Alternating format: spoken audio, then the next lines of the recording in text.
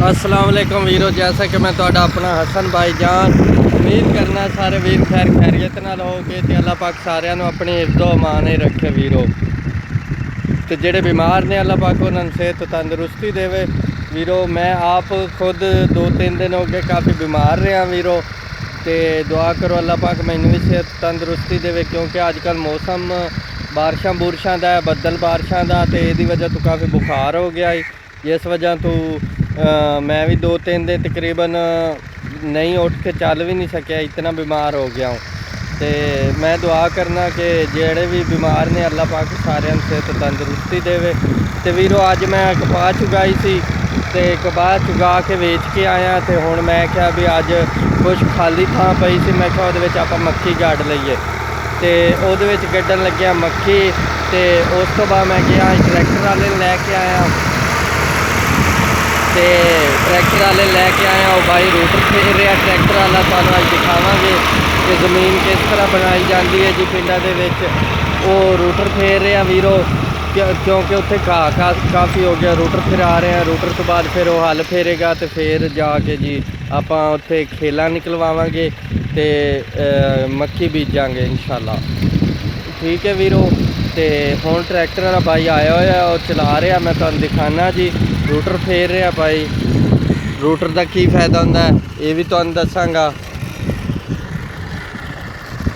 ए वेखो जी आ भाई रूटर फेर रहा, ए कपाह सी, कपाह मैं अज चुगवा ली, तो यह जगह पर मैं क्या मक्की बीज देने हैं।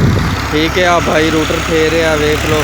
ये रूटर का ये फायदा होंदा कि ए वेखो वीरो, मैं तुहानूं दिखांदा चला। ए जगह तो नहीं फिरे होया, तुहानूं नज़र आ रहा होना।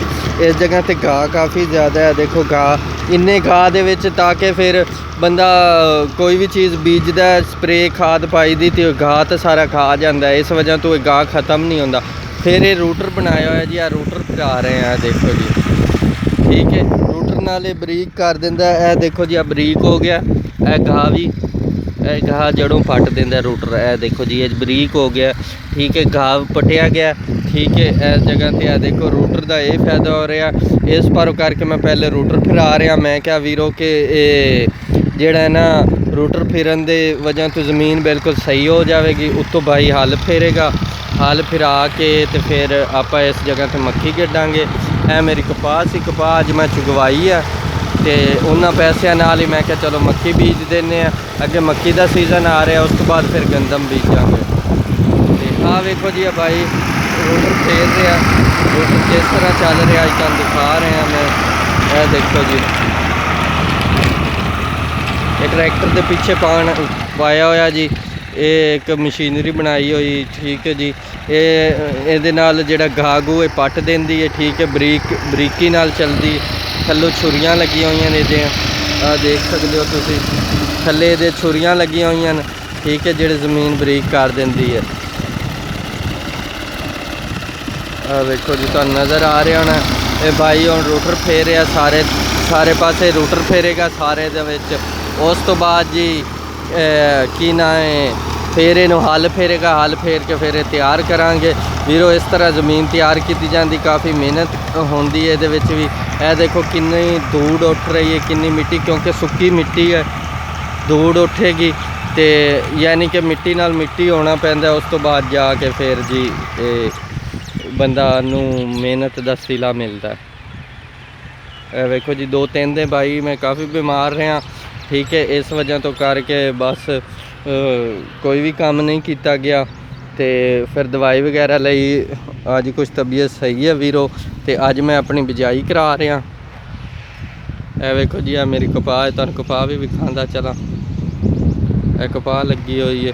और भाई नूं मैं कुहाड़ी दी, मैं क्या भी है जिहड़ियां किकरां दियां उन्हें वो छांग लो। ठीक है, वो भी छांग रहे ने। ठीक है, तो आ भाई ट्रैक्टर चला रहा, तुहानूं दिखा रहा। ए देखो माशाल्लाह ज़मीन हुण ए फेरिया, इस तो बाद फिर इस खत्ते ए दरम्यान एक खल है, तुहानूं नज़र आ रहा होना। ए देखो जी ये कोल जाइए तो मिट्टी काफ़ी है जी, माशाल्लाह ट्रैक्टर भी चंगा है। ठीक है, तो सही काम कर रहा भाई। यह खल है, तुहानूं दिखा देवां खल है जी। ये खाला मैं नहीं ढा रहा क्योंकि फिर पानी लगाना पवेगा, पानी की ज़रूरत रही है, ठीक है। तो फिर भी पानी लगाना है, ये वास्ते फिर दोबारा खाला कढ़ना पवेगा। इस वजह तो करके मैं नहीं खाला जोड़ा है ना गिरवा भी नहीं रहा। इसे नूं छांग देवांगे, छांग के तो फिर जी छांग के तो ये फिर खेलां कटवा लवांगे, ठीक है जी वीरो। आओ मैं तुहानूं दिखाना किकर लगे होन, किकरां दे कुछ बी भी सन, कोई मैं बी भी लाए हुए सन तो वह भी उगान गया। आओ मैं तुहानूं दिखाना जी किकरां दे बी।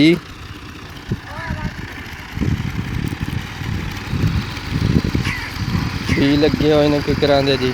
भाई हुण वो खत्ता वाह लिया भाई ने, देख लो तुहानूं नज़र आ रहा है, वो खत्ता वग गया।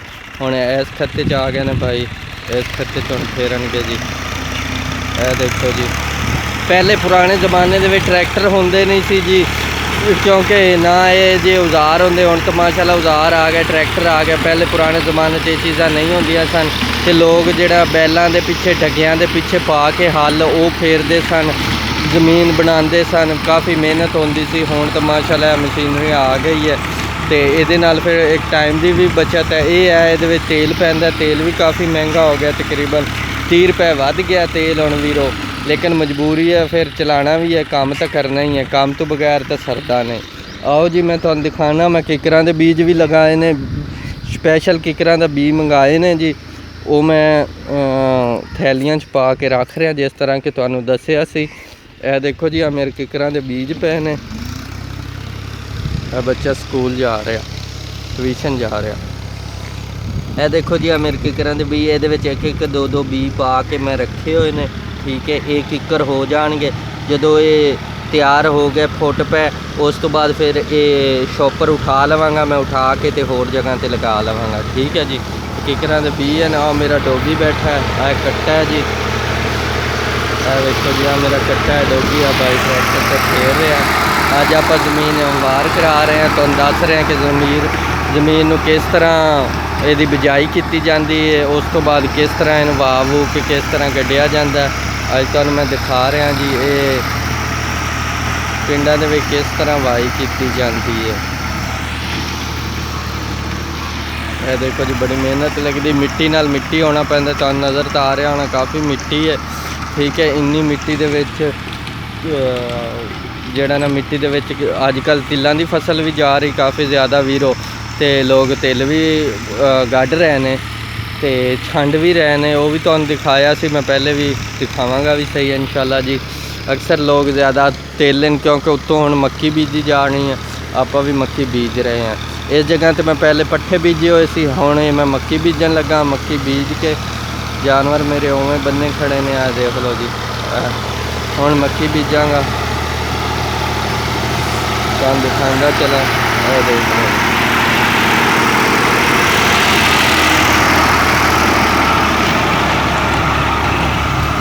देखो जी, ये मिट्टी नूं किस तरह बरीक कर रहा जी। आ देखो बड़ी बरीक कर रहा,